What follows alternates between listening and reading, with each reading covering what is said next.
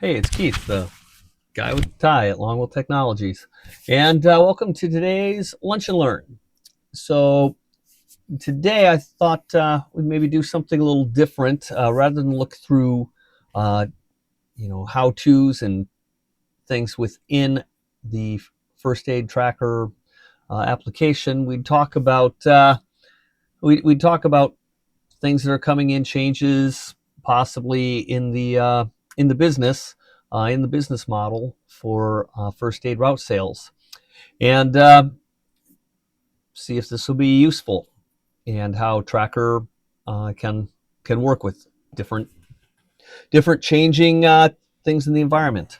So I was talking to a first aid company uh, this past week, and the owner there was talking about changes in the way people do things, just in general.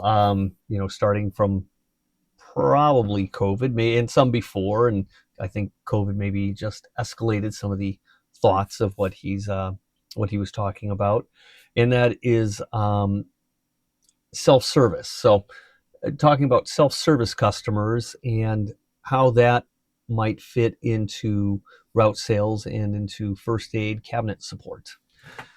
So he was talking about the growing trends he's seeing with everybody orders Amazon, right? We all order stuff on Amazon, Amazon and Walmart, Walmart Plus.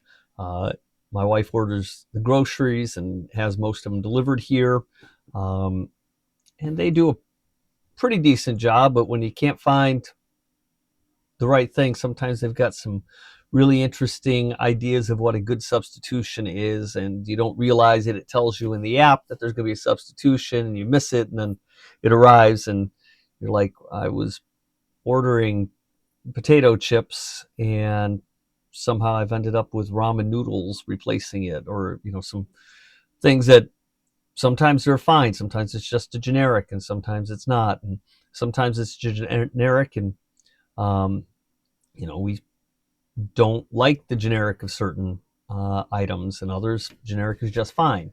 And if you miss it, then it comes in, and then you can figure out how, if you want to return it and exchange it and all that stuff. Um, but that's decent. They're picking out of uh, produce items. They're just grabbing. They're grabbing bananas, and they're grabbing lettuce, and they're grabbing whatever. They're not really inspecting it for us the same way that if you were to go to the grocery store, you might look to see, hey, how do these strawberries look? How do these peaches look? They've got a whole bunch to grab. If you've ever been into Walmart, when you're watching them, see it. They're fulfilling a whole lot of orders at once. So when it gets to the produce, they're just stuffing and packing and going. So um, that's kind of a downside to it, but the convenience is really nice. Um, so how does that work in the idea of route sales and first aid cabinets? So, um, like I said, I was talking to this gentleman, and he was looking at a lot of the pros, um, and talking about things like he sees the trends being that people are more and more doing self-service stuff, and I agree. I do see that there's a lot of that. Um, some of the pros he was talking about is he wouldn't need all his vans because he could just possibly drop ship from his vendor, or he could um, just go out to the warehouse and they just pack and ship, kind of like the Walmart model I was talking about. Just go out, pack it, and ship it. So then FedEx or UPS is their shipping company, so they would need fewer vans. They wouldn't have the drive time. They wouldn't need as many reps. They wouldn't be paying for the fuel. So there's less overhead with all of those costs, particularly vans uh, paying monthly for uh, a loan on the van, or just out if you pay cash and buy it. Still, it's a large investment on the vans, and though he'd also talked about, maybe having some vans still, but it would all be preloaded and brought and basically delivered, but more like the FedEx model of, hey, how you doing? Here's your products. See you later. So you need fewer reps and vans for that, because you go out to an area and you're just dropping it off and then getting back in the van, driving to the next, dropping it off. So those are a couple of the pluses he was talking about. Also, like for your smaller companies, where you're going in and it's taking time, is he was talking about if it's worth your time and effort to go in there and do that. He was also talking about that the cash flow that the customer would prepay for all their orders. So they don't pay, they don't get it because they're prepaying. He's right now actually he's doing more of a online model where people order going to his website, and they open up the website on their computer and they enter everything in. Something that we offer at Longwheel Technologies with First Aid Tracker is we offer a product we call Order Tracker. This is a product that's used by large grocery store chains such as Piggly Wiggly.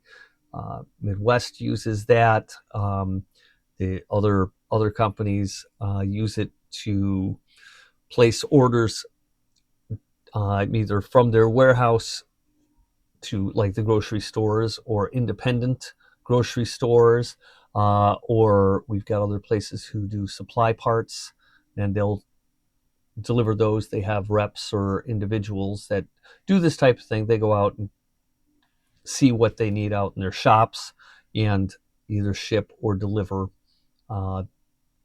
the products through our Order Tracker. The nice thing with that is we on the app, it can be run on a personal cell phone. It can be run on one of your business ruggedized business devices. The customer, your customer, could install it on their app and configure it with you, so they would be able to order everything right through the app. They just point. They take the device, they stand by the cabinet. If you've got barcodes on things, they just scan it and submit. If they are items they have to type in, they can look them up. There's a catalog lookup. They can type in the items they're looking for. They can scan it, type it in, submit the order. And then the order comes straight into Tracker, and then you can process the order via Tracker and then have it delivered. The convenience of that is it's all in one app. Everything they're looking for when they get to that cabinet, they're just going to be scanning right off yours, as opposed to going back to a computer and have to wait. I wrote it all down. Now I'm going to the computer and I'm trying to, or carrying a laptop around, trying to carry that and fill all my form out while I'm holding it in the air. You just do it from your phone. People are used to doing that type of stuff all the time. They have their phones with them all the time. So they can scan it. They don't need internet. They're in the back of the warehouse, just like with the First Aid Tracker. They can scan it. They can type it in. They can place they can create the order for everything. Even in an area where there's not good internet, go back to where there's good internet and hit submit, and it'll send it off to you. And that makes it easier to order from you than, say, Amazon or Walmart or somebody else, somebody else who also offers first aid and safety products. So the convenience of that is beneficial because it's all in one place. Now, some of the cons, however, are it does give a lower perceived value because they're going in and doing the work. They're using their time to do it. It's up to them to look and see what they need. And then when it arrives, they have to go out, distribute it, and put it where it goes. So the perceived value is lower, which could make it where you need to lower your prices, but your costs have also gone down. The customer, though, is also maybe more at risk of doing price comparisons because they do have, they do have Amazon, they do have Walmart, they do have other places that they can look for, some potential competitive products to what you offer. And if they're already having to go to do the work to go look it up and fill it in, even though hopefully they're doing it right on the app and it's all in one place, they probably also have the Walmart app and the Amazon app on their phone, and or over on their computer. They certainly do too, and they may go look and do price comparisons, and then you start possibly competing based upon price of the product rather than your service model. There's fewer upsell moments. So when they're servicing themselves and they're filling the cabinets, you can't cross-sell them on, hey, looking and it looks like you're growing and maybe you need another cabinet, or hey, did you know we offer AEDs, or we offer first aid training, or things like that. You get less upsell, cross-sell opportunities when you're not in front of the customer as much. And then there's the possible risk where they may drift out of compliance because you're not monitoring the cabinets the same. They're doing it, it's up to them. And even though then you're not responsible for it, they may still feel that you are and want to blame you for not telling them they don't have something. So though that technically isn't yours, it's a concern that the customer may feel that way. But now let's talk about some pros from the customer side. So from the customer side, they can place the order anytime. They're not waiting. If they know they're running low on something, they can just place the order. They can do it day, night, any day of the week, any day of the month. If they're with you regularly, a 60-day customer, and their day 35 and realizing they need to order some stuff, they can just open up the app, scan, submit. And so nice and easy for them to do it. They have control over what they order. So if they want to feel like, hey, they may have worked with places before who overstuffed the cabinets. There are, certainly some big name companies out there that are known for that. Maybe they don't feel like they've gotten their value out of those. And so they may feel that if they can place the order themselves, they've got control over it. So they don't feel like, hey, wait a minute, why do I got, 4 boxes of Band-Aids of 2 different sizes in here that, I don't need, or, whatever. And they're already used to placing orders for themselves, probably through Amazon and eBay, Walmart, all those, and have them delivered. So they're already kind of used to that. And then they'd have the app, so they could easily just open straight into the order tracker app and scan and order directly the products from you without having to cross-reference anything to go look anything up. Now, some cons for the customer. Again, they would be doing the manual labor themselves. They'd have to have somebody that this is that person's responsibility on a regular basis. They need to be going out and checking one cabinet or 5 cabinets, or different departments each checking their own cabinets. And so they'd be having to set that time to go out and see what they need. And then when the product arrived, they'd have to be going out and putting it where it needs to go. There's risk that they might forget that that's what they need to do. Instead of checking it every once a month or whatever, they end up checking it really every 90, 180 days. Quite honestly, I think this is one of the areas that you guys provide. That's the big plus, is that me running my business over here, I don't have to worry about if I'm in compliance with these things. Do we have Band-Aid? I'm not checking that every day. And then somebody says, hey, we're running low, and okay, there's things going on, and that can easily be something that's missed or forgotten, which to me is one of the big services that you guys offer. Um, and so they may miss things. They're looking in the cabinet and there's 5 empty spots. What's supposed to go on that shelf? Was that shelf full before? What is on? I don't remember. Was there a particular kind that we order? Boy, now I'm looking and I'm scratching my head and I'm trying to look through past orders, and which you can go and do and look and see all that information. But if it's not there, it's not there. Now, you could work around that by putting barcodes behind, print little sticky label barcodes behind each product, um, on, on each shelf, so that you can let them scan every product, even if it's not there. But uh, some of you get concerned with that, because it's like, well, if I put all that back there, is that okay? Will my competitors look at that and say, oh, I know what that barcode is, scan it, cross-reference and look it up, and then say, oh, we sell these things, and try and compete against you on pricing and this and that, because you're telling them all the things that are in there. And also with that, they may not be meeting OSHA compliance because they are missing items back there, or sometimes things change and regulations and requirements change and they don't know about it.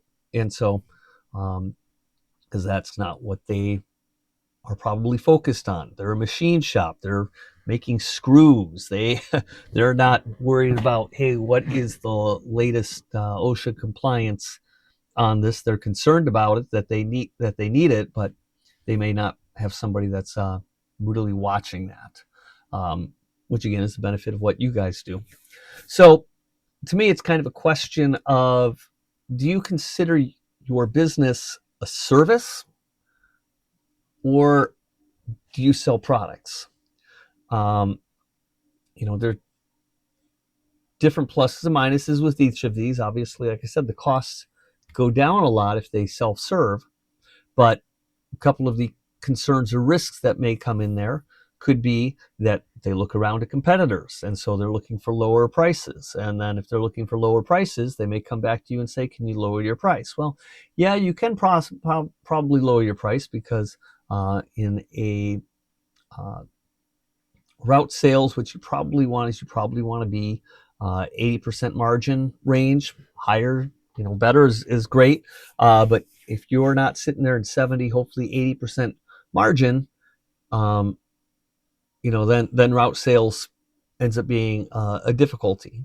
If you've got lower margins and you can't hit those types of margins, then getting taking the vans out and taking out the number of reps and fuel and all of that, this may be a model to go with, and then the customer orders it and you can deliver it. But then you've got to be more competitive in your pricing, because again, the customer's kind of looking at you as a little bit service, but probably mostly product, because they're doing the work. They're seeing what they need. They're checking their compliance. They're looking at things to see what they need to order, and then going out and putting it in there.